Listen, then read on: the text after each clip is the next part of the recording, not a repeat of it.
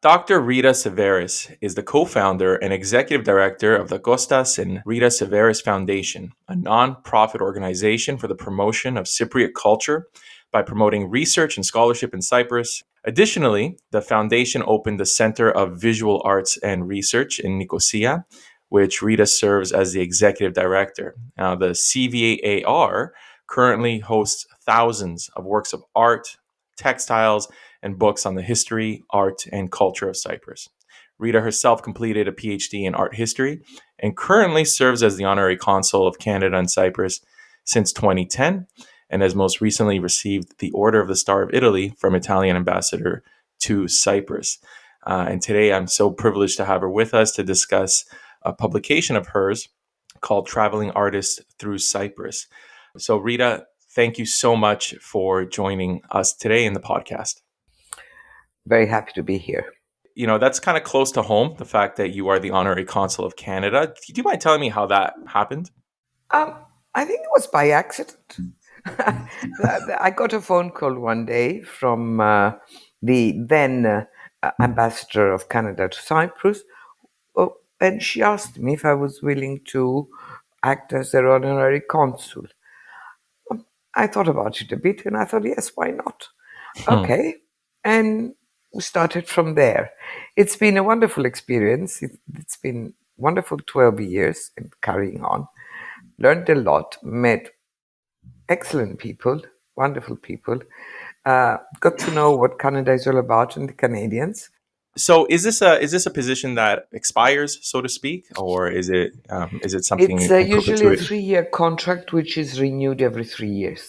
Oh, okay, it is renewed every Yeah, 3 years. it's And it seems renewed like you every. have a lot on your plate. I mean, the fact that you're the honorary consul, you're also executive director for the Center of Visual Arts and Research and the foundation. I'm used to this, Andreas. It's always been like that in my life. When I Yeah, was working with Sotheby's, I had my own antique shop. I was still interested in cultural events in Cyprus and organizing those as well. I was raising 3 kids. Well, I'm used to this. My husband says I perform when I'm under pressure. I perform best when I'm under pressure. the actual foundation, the Kostas and Rita Severis Foundation. Can you tell us a little bit about it and what its function is? Well, it was established in 1999 with two aims. The idea was to promote Cypriot culture locally and abroad, and to promote peace and reconciliation amongst the communities of Cyprus, and especially between the Greek and Turkish community. Towards this reason, we have Turkish Cypriots on our board, and we work closely with Turkish Cypriot NGOs. I must say we're the one and only bicommunal museum in Cyprus. Wonderful. Now, and now you're referring to the Center of Visual Arts and Research. Yes, which is really the home of the Kostas and Rita Severis Foundation. Kostas and Rita Severis Foundation is basically the board that runs the Right. CVAR. Right. And I've spent some time on the CVAR website, and there's just like a lot of like wonderful stuff that's on there. I noticed a lot of events, a lot of that I hinted to earlier in the intro, such as the one on the sounds of Cyprus, which is really interesting to me. I have a background in traditional Cypriot folkloric dance. I used to teach it here in Canada.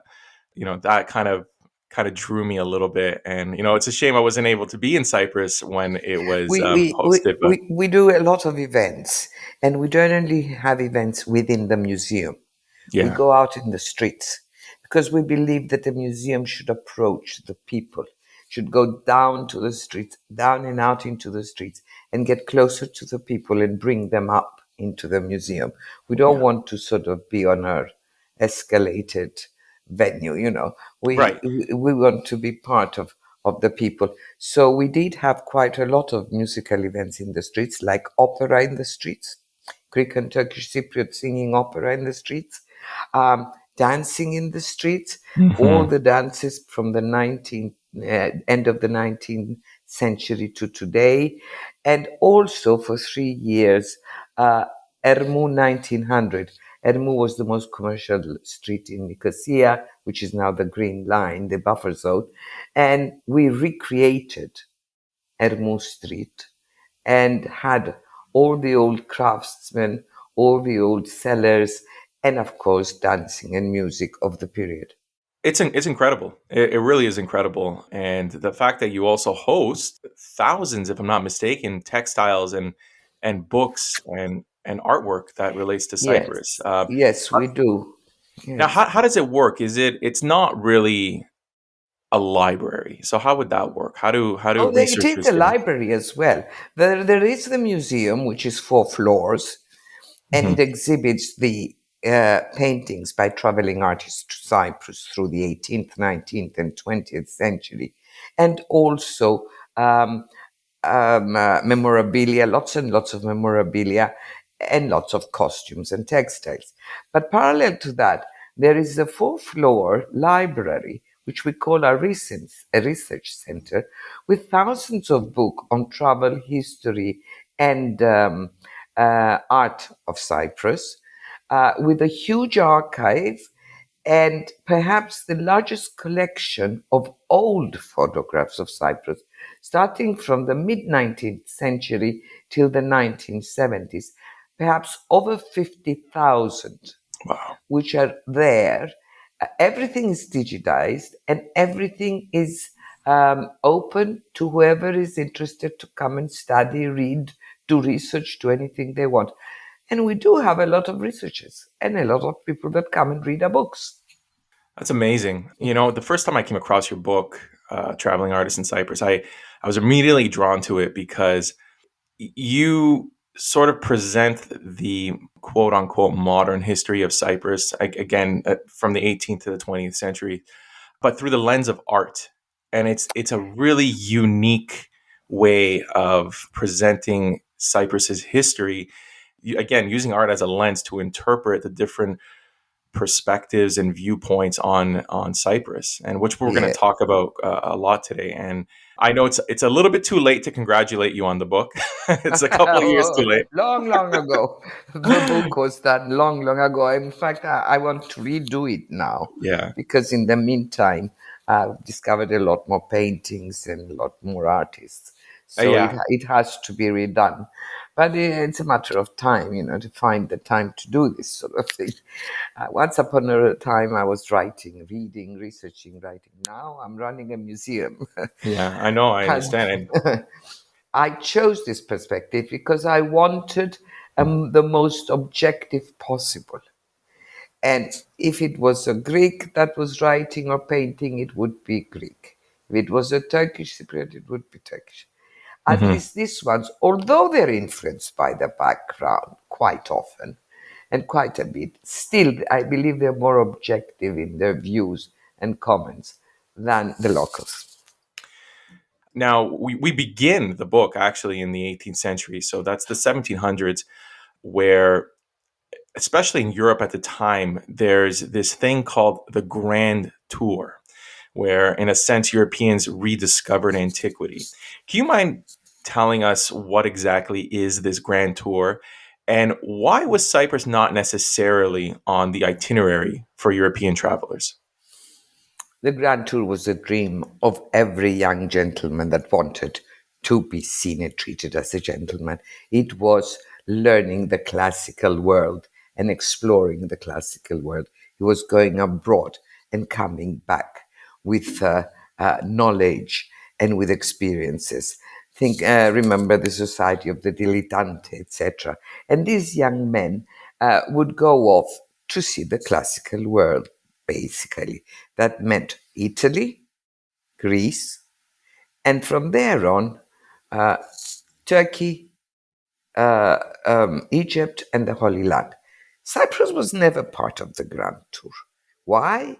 Well, Cyprus was small, and the Grand Tour meant visible monuments. Greece had the Parthenon, Rome had the Colosseum, Hmm. Turkey had St. Sophia, um, Egypt had the pyramids. What did Cyprus have at the time? Right. Even in the early 19th century, Ludwig Ross writes that Salamis was a heap of rubble. There was nothing that was excavated.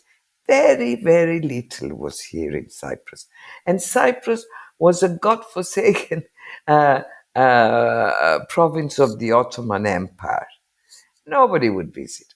And yet, some people did come, but not because they really wanted to come and see Cyprus in the 18th century. No, it was because either there were storms or bad weather and their ships were led to Larnaca port or to Limassol port, or because the ships had to stop to replenish food and water at our ports on the way to the Holy Land or Egypt, or on the way back, or because they had to change ships sometimes.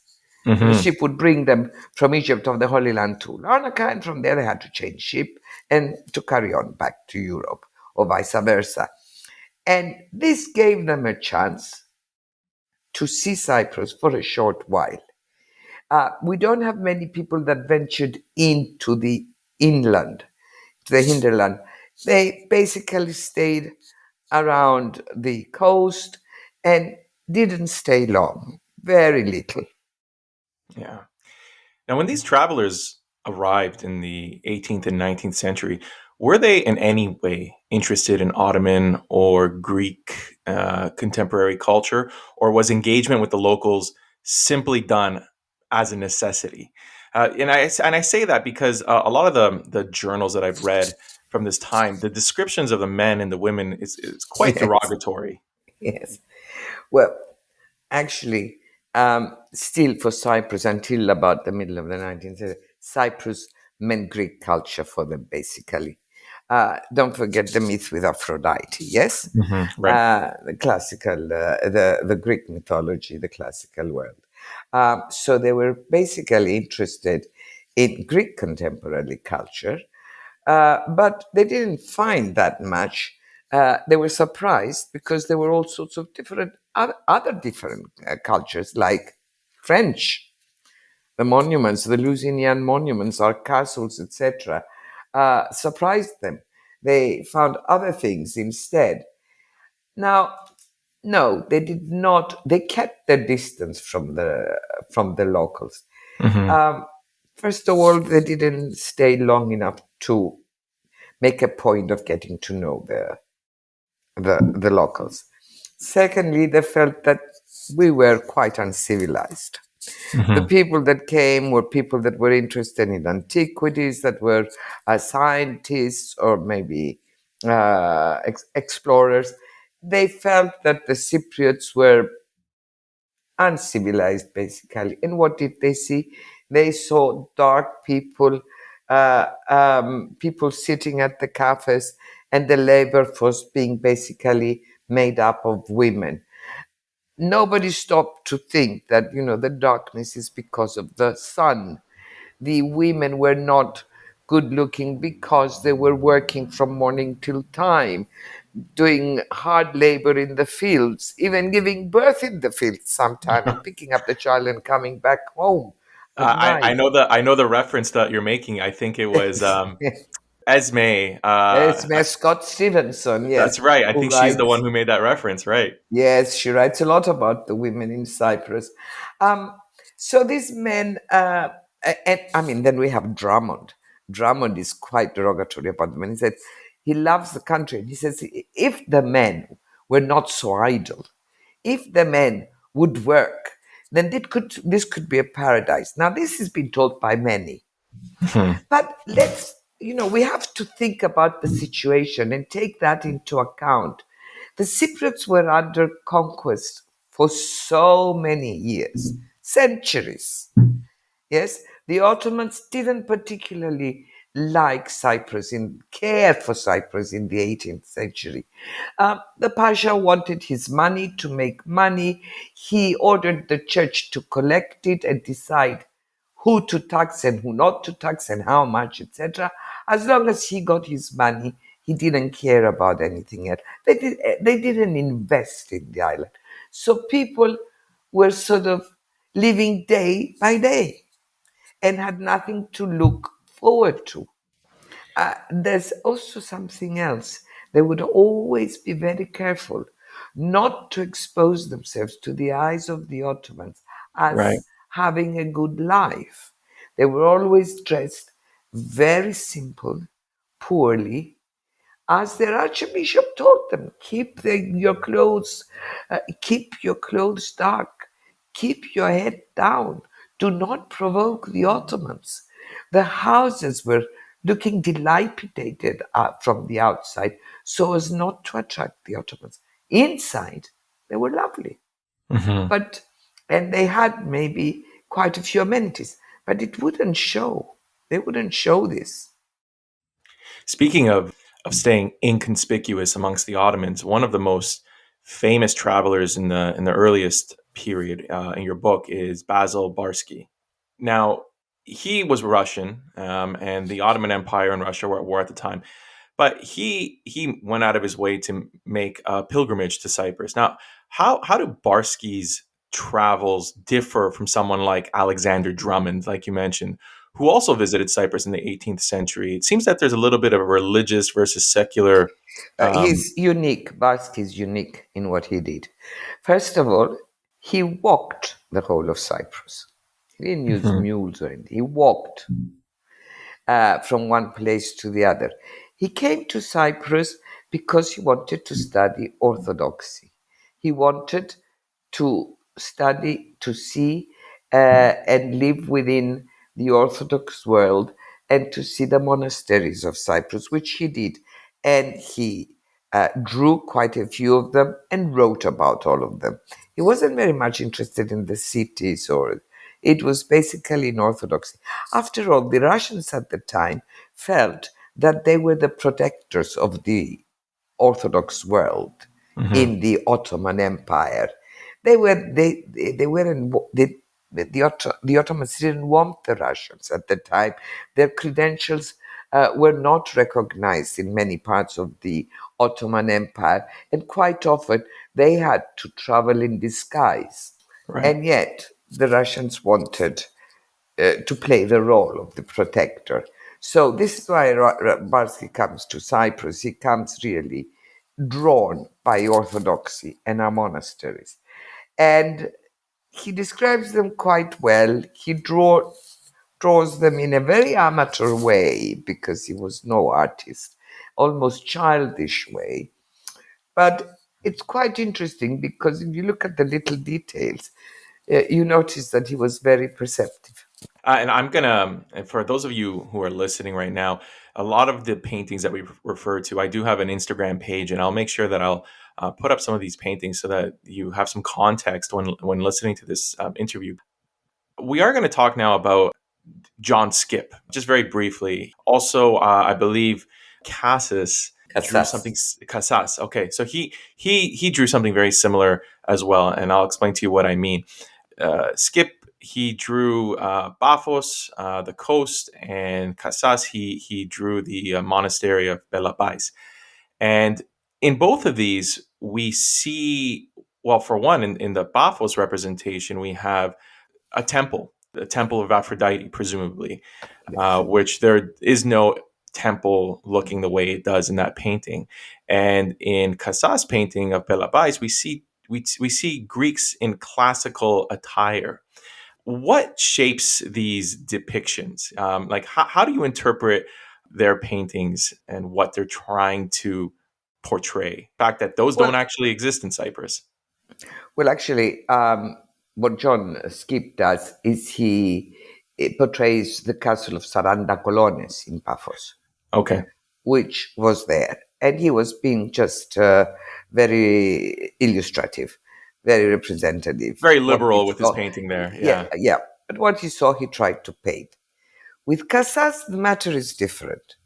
Louis-François Casas came to Cyprus influenced by his patron, who was ambassador to the port to Constantinople, French ambassador to the port, Choiseul Couffier. Now, Choiseul Couffier wanted to make a book about the antiquities and about the important monuments of the Near East. So he sent Casas around to paint to collect drawings of this.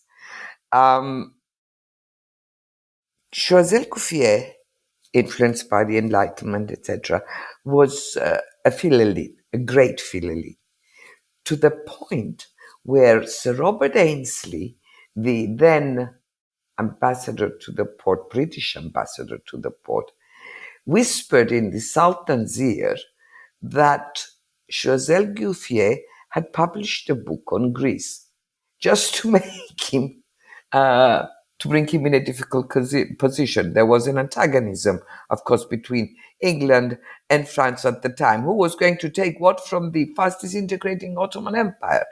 So they were accusing each other. But anyway, Choiseul Gouffier was a philelith, and these feelings he passed on to his artist.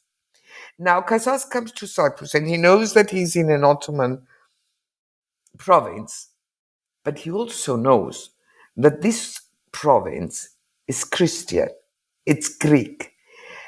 And of course, very carefully, very discreetly, he tries to show this, I believe, to show this through his art. So he dresses two women in chlamyda, in the Greek classical costume, walking up to Pelopais Abbey. We're in the 18th century. Can you imagine two women walking alone in the No, forest? no, Certainly absolutely not. not. Could you imagine these women dressed with chlamyda? Certainly not. He's making a point here. He's saying Hmm. that this island is Greek and this island belongs to the West. Because why does he choose to portray Pelopais Abbey, which is a totally Western edifice and Well, perhaps the glory of the past? I give one interpretation like that, that these women are walking up to Belabais, up to the glory of the past, which mhm. in this case is the French part of Cyprus, the Christian Lusinian western part of Cyprus. So there's a lot of So symbolism in the painting. It's there not is a just, lot of symbolism, and you see how their background influences what they do, what they right. present. This is, And what they choose to present. I think Casas probably came to Cyprus and believed that he was going to see mosques and mhm. caravanserais and Ottoman militia. And instead, he sees the l'âge d'or de France, the golden age of France. And of course, he identifies with it and he paints it. He presents it. And along with this, he presents the western side of the island, the Christianity of the island. And this differs a little bit from the British perspective on the island. Which was very, very plain, very conservative. This is what I see, Yeah, this is what I present. yeah. You alluded to this earlier. There's a little bit of a dichotomy here, and I'm going to read a quote from your book. You write, and I quote, "Travelers commented on the effects the Turks had on all aspects of life, condemning it just as they condemned the ignorance, degeneration, and subservience of the Greeks." End quote. Can you speak to this dichotomy of recognizing the plights of Cypriots, like sympathizing with them, but that but then condemning them in the same breath? That I found really peculiar. Yes, they sympathize with them because they're ignorant, because they're subject to the Ottomans, because they've known no better for so long. But they condemn them because there is inertia within them. They do nothing about it. They just sit and accept their fate, both Greeks and Turks. And this is what they can't understand. Even in the early 19th century, when the first American missionary came to Cyprus and lived here for 5 years, Lorenzo Wariner Peace, came and studied the Cypriots. This is one of the greatest points he made, that the Cypriots never stand up for themselves, never lift their heads. Um, there is sort of a subservient attitude and a lot of inertia within them. I mean, just a parenthesis. Uh, if what happened to Cyprus in 2013, the haircut, happened in any other country, people would be rioting in the streets and putting fire in to the bags. The Cypriots did nothing. They Hmm. bent their head down, they stayed home, and they cried over spilled milk. Hmm. It's within us, I'm afraid. Maybe I like to see it as maybe it's a little bit of the British stiff upper lip. Maybe you know, Uh, if we can say. I mean, I'm trying to see a a a half good glass. aspect to this, but I'm afraid it's going to be very hard to say to support that. Yeah. Can't Um, always blame the others. Now, before I was gonna ask about the 19th century, but before we do that, I just wanted to make sure we explore this a little bit. Who exactly are the audiences for many of these pieces? And I mean, this could be in the 18th and 19th centuries. And a similar question is again before we move on, what were some of the challenges to travel in painting? For example, I think none, especially in the 18th century, none are done on canvas. Um, Correct. so again, yeah, who are the audiences, and what are some of the challenges in painting and traveling? I'll start the other way. The challenges was the heat of the sun, the fact that they couldn't stay long to finish an oil painting. They were here for very short periods. The fact that they couldn't work under the hot sun of Cyprus. The fact that they didn't have help, they didn't trust much the locals to travel inland and see many places and choose, etc. They had to be doing things fast. So they did watercolors. We don't have any oils, but um, many of them used these watercolors when they went back home in their studios and made oils out of them. Like, for example, Herman Solomon Korodi, who did Mhm. a quick watercolor and then he did an oil, or Hindenburg, the same. Quite a few of them, Keith Henderson, quite a few of them would do watercolors, go back home to their studios and turn them into oils. They would take all the particulars, all the points of view, etc., and then work on them. Now, who was their audience? Who were the viewers? The people back home. Certainly not the Cypriots.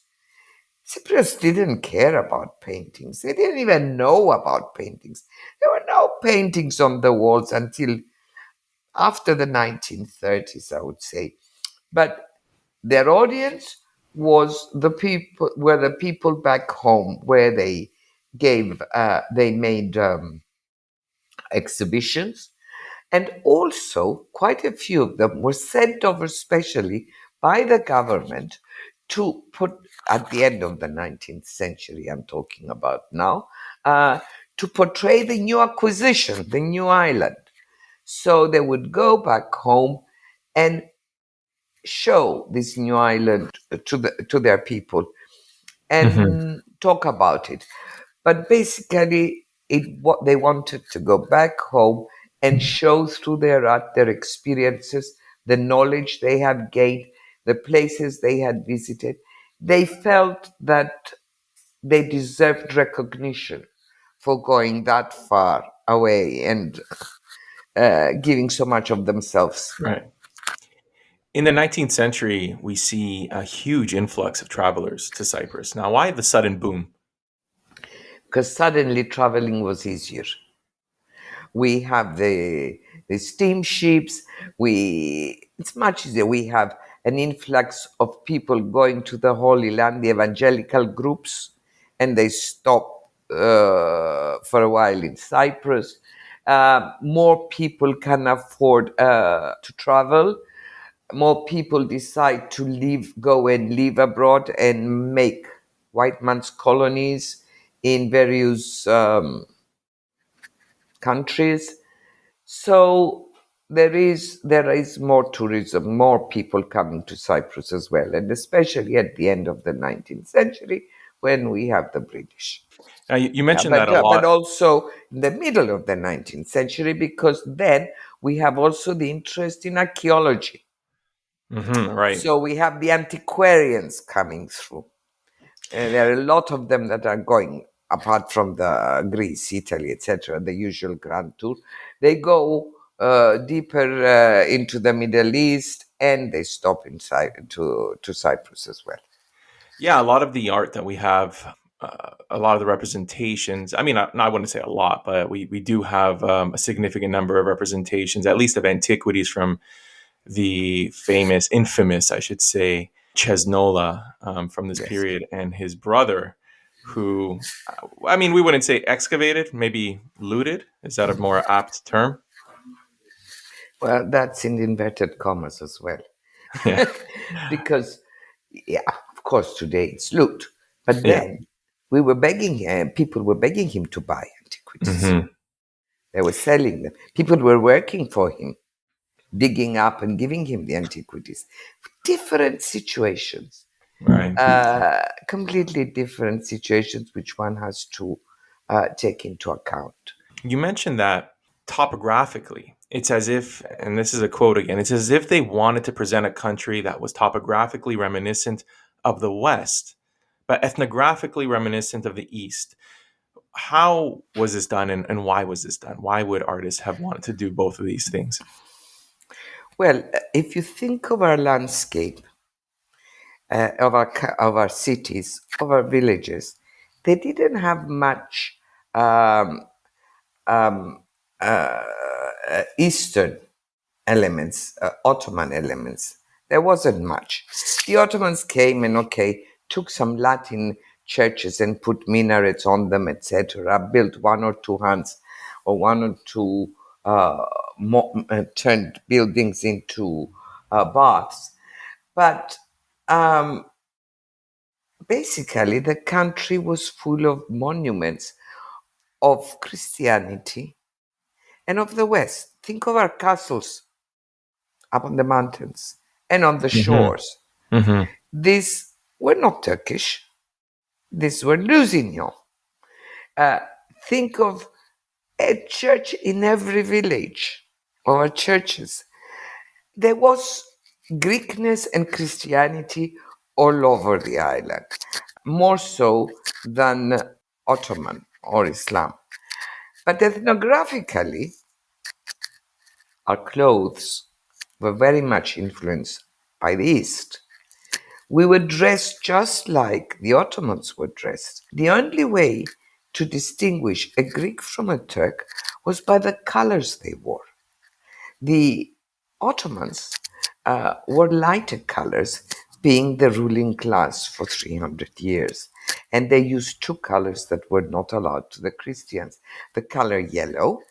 They wore special yellow socks and especially yellow slippers and boots, and the color green, which was the holy color of Islam.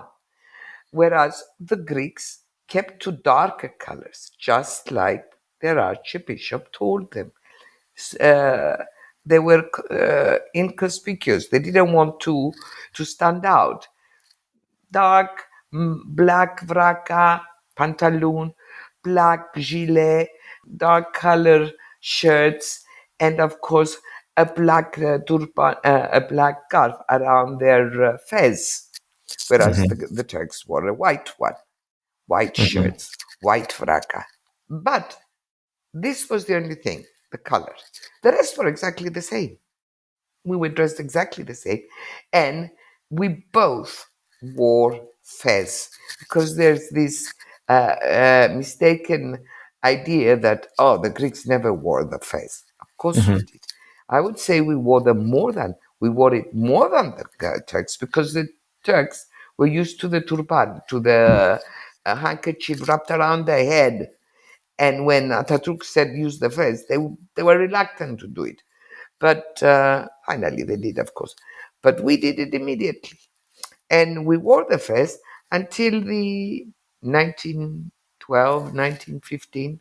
Again, in the 19th century, we have draftsmen and architects Edward Lanson and Sidney Vacher, who Right, were yes. commissioned to record monuments and publish their findings. Now, Yes, this is under the British period. Does artistic representation essentially become a tool of colonialism?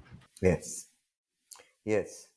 They're sent to represent the island, to show all the aspects of the island, because there is a reason for it. First of all, they want Brits to go to the island. They want to create a white man's uh, colonies. They want to people to go and invest. So art is used as a tool to attract people, show them the beauties of the island, show them how the island is, how to intrigue them to going. So they send a lot of artists.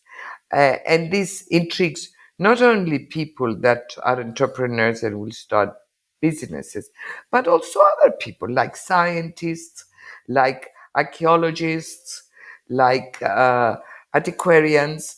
Because don't forget that after the second half of the 19th century, we have the museums, and the British want to fill their museums.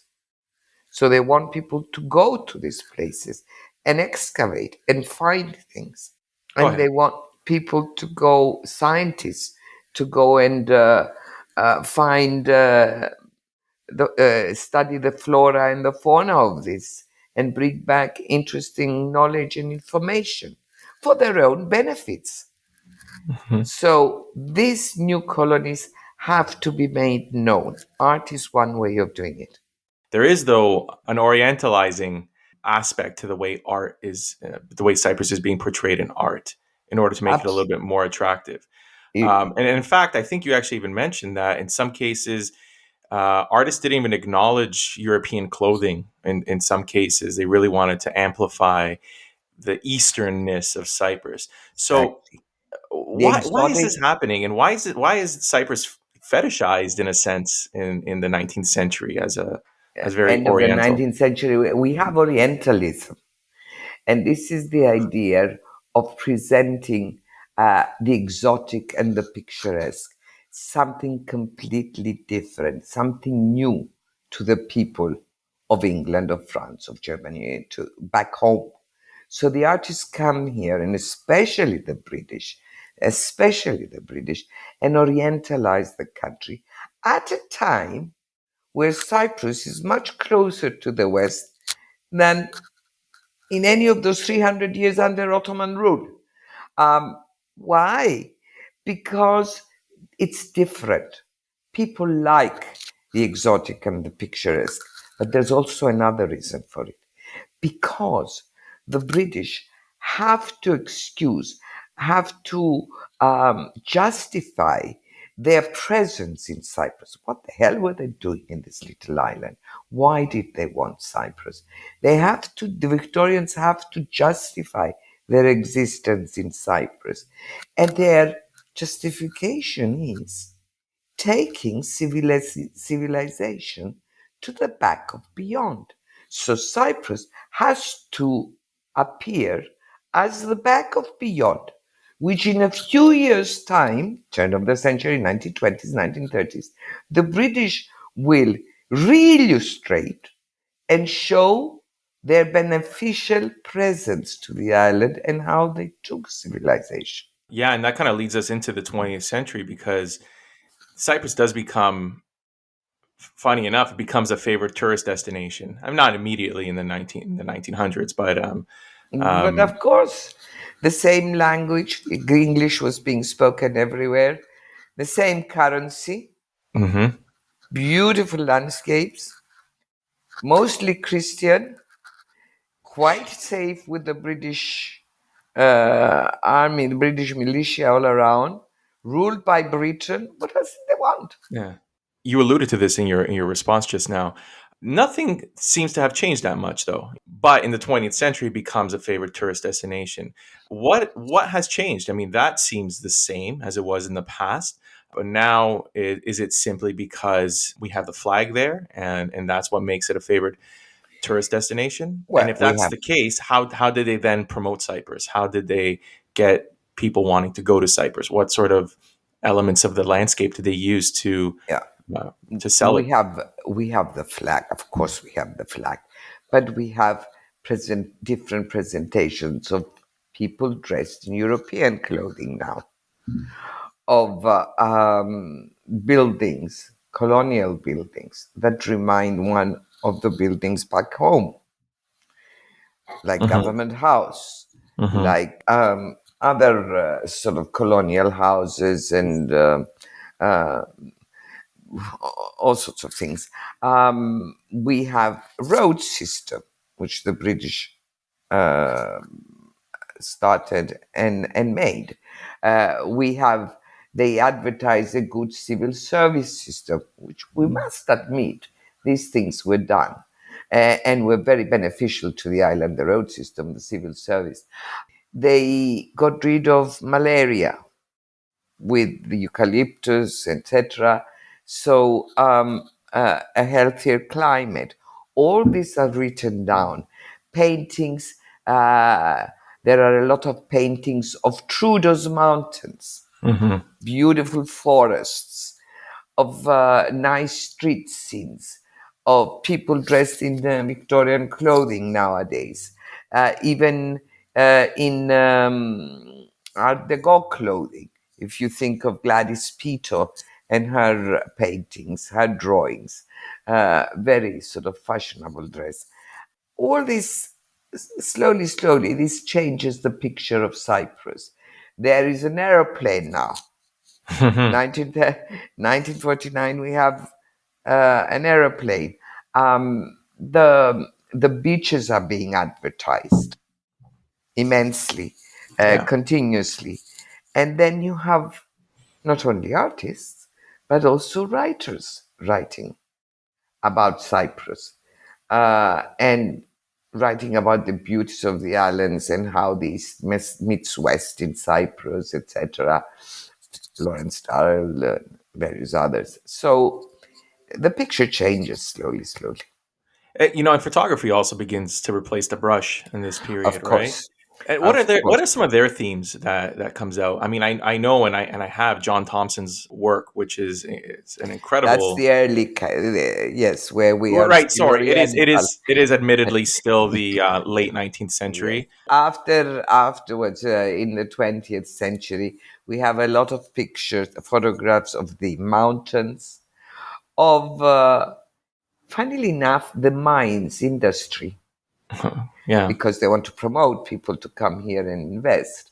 We have of the beaches, and not so much of people, but of landscapes and of cityscapes photographs. I think it seems to me there's a real shift between how Cyprus is presented, at least through the British perspective, at the end of the 19th century and then in the early to mid 20th century. Yes, We have like an yes, exotic and oriental, and then exactly. now a new, more modern European image, right? Exactly, you got it. Exactly, exactly. Now we want to join it has to join the Western world. Now it has to be a place where that will earn money for itself, and the British will not have to give money to Cyprus. Cyprus has to stand on its own, and it has to earn its living. So they're promoting in this as a tribe, as a tourist destination, as a white man's colony Hmm. destination, as a, uh, I mean, even at a point they were thinking of having a university in Cyprus. Would you believe it? Yeah, they want to make it stand on its own feet, and rather than take money, create an income for the British. There's something that always fascinates me when discussing Cyprus, and it's always the concept of identity, by Cypriot identity in particular. And in this period, or rather, can we tell when we have shifting self identities in Cyprus, or is it represented in any way? Is it captured in any way through the art? When do Cypriots start, as many do, and they view themselves as European? So do we know when this shift starts to occur, and is it captured in any way through the art? Not quite sure if it's captured by the art, except for the architectural aspect of it, because that's a time where we have also the neoclassical architecture coming into the island. But it starts uh, with the turn of the century, the 20th century. I mean, when we're going into the 20th century, and when we don't have many teachers in Cyprus, right? We don't Hmm. have many educated people. Mostly, it's the priests that teach the youngsters in the courtyard of the church or in a room or something like that. But after the 1900, after the in the 20th century, the beginning of the 20th century, we have Greek teachers from Greece coming over, and they're full of the idea of the great Hellas, Megali Hellas, Hmm. the their idea of Asia Minor, etc., and how Greece reaches even Cyprus, and they implant this idea into the Cypriots. They implant it. They they help them be Greeks, more Greeks than anything. And of course, their stronger point is you speak Greek, therefore you're Greek. You're Orthodox, therefore you're Greek. Uh, and they keep on working on this. The same thing, parallel, happens with the Turks from Turkey, with Turks from Turkey. When the Turks see that there's this Greekness uh, created on amongst the Greeks and rising, they get worried, and so they have a bit later they have the same thing. And this way, we have two identities growing. Must say that Sir Ronald Stores in the 30s still wanted the Cypriot identity. He wanted to encourage the Cypriot identity for his own reasons, of course. He wanted loyalty to Britain, etc. Hmm. But the Greeks didn't agree. It was far gone. We were already Greeks, and we wouldn't accept any other identity. And this was obvious with the Pan-Cyprian exhibitions, etc., where they wouldn't participate because the Turks were there and the British were there, and we were Greeks. We didn't want it. And of course, after many efforts to create this Cypriot and to create and strengthen the Cypriot identity had failed, well, the British had to do something else. So they turned to the divide and rule. This was the Hmm. only way to keep above water. Hmm. So they used the one community, Greek community, the Greek identity, against the Turkish identity, Greeks against the Turks. You actually write that it was British policy in Cyprus to distance itself from Greece, and it extended to the mobilization and use of the artistic community. Yes, they How did tried they do very. that? Yeah, how was that accomplished? How did they set out to do that They with were art? doing all these exhibitions and they wanted them to be of the locals and togetherness. The Greeks and the Turks together, the British as well, Hmm. as the Cypriot nation, away from Greece, away from Turkey. But we wouldn't listen. We wanted to be Greeks. So that went astray. And we lost the chance of the Cypriot identity. Hmm. Still, the question of the identity is on the table, even today. What are we? I say I'm a Cypriot, but there are a lot of people that say, no, I'm a Greek, or I'm a Greek Cypriot, or a Turkish Cypriot, or I'm a Turk. Hmm. I am a Cypriot. That's what I want to be. Right, One country, one identity. right. It is incredibly interesting how that happened in the 20th century. And I mean, I think Lawrence Durrell actually even says that this was a disgusting situation in Cyprus, entirely engineered by us. Yes, that You was know. a few weeks, a couple of months before he died, and he gave an interview to a Greek. I think it was the Aegean Review, and he says he admits that all this was done by the British. I mean, it's obvious. Lawrence Dallard loved Cyprus. He really liked the Greeks. But again, even then, he likes the Greeks, but he says they're not capable of ruling themselves. They're making a mess of their country. And he's the head of the public information office that produces this magazine called the Cyprus Review, which is another way of bringing the sort of propaganda for the British, having propaganda for the British propaganda. And in it, he consciously, at that point, we're talking about the 50s now, 45, 50s, he consciously separates the Greeks from the Turks. They're not Cypriots anymore. Mm-hmm. In one cover of the Cyprus Review, you have a Turk smoking nargile. In another one, you have a Greek having a coffee, or vice versa, or something like that. In one issue, you have articles about the Turks.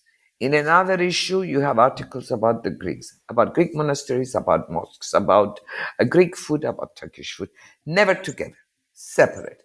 And he writes to Freya Stark and asks her, write to me, send me an article about the Turks, or send me an article about the Greeks. And he asks Rosemary Grimble and Jonathan Abrams, who are artists living in Cyprus. Today, draw something which is Turkish. Tomorrow, draw something which is Greek. Never together. Rita, this was great. This was very wonderful conversation.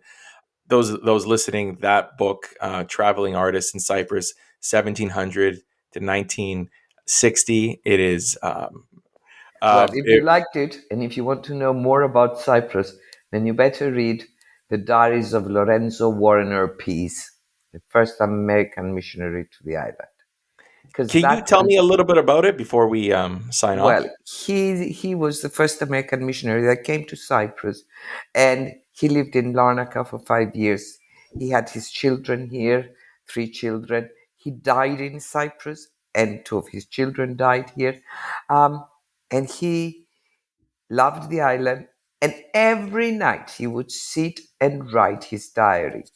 And through his diary, you will learn all about Cyprus in the 19th century. And he traveled. He traveled all over the island and described every single village. You know, I learned about my island by transcribing Lorenzo's manuscripts. Hmm. I would do it all the week, and during the weekend, I would take my husband and family, would get into the car, and we used to follow his footsteps all over the island. And that's how I got to know Cyprus and loved it. That's amazing. He I would have taught loved to me have been there. my island. That sounds amazing. That's. Ask for it in any library, the Diaries of Lorenzo Warner Pease, and you will learn a lot about your island. I will. I will. It's on the Mm. agenda. Rita, again, thank you so much. Thank you for your time, and it was really a pleasure. I will be in touch. I'll let you know when I'm able to have it uploaded. I hope you get a chance to actually check out some of the episodes that are there. I have a lot of interviews with colleagues of yours, I including I know. think I think one who's on the board for the foundation, Dimitris Dimitri. Yeah, Mikhailidis. Yes, of course. yeah. Very good So friend. again, it was such a pleasure and it was so nice to talk. And I'd like to thank you for hosting me today, really. I enjoyed chatting. Thank you very much. Thank you. Have a great night and a great rest of the week. And Bye. you. Thank you. Bye.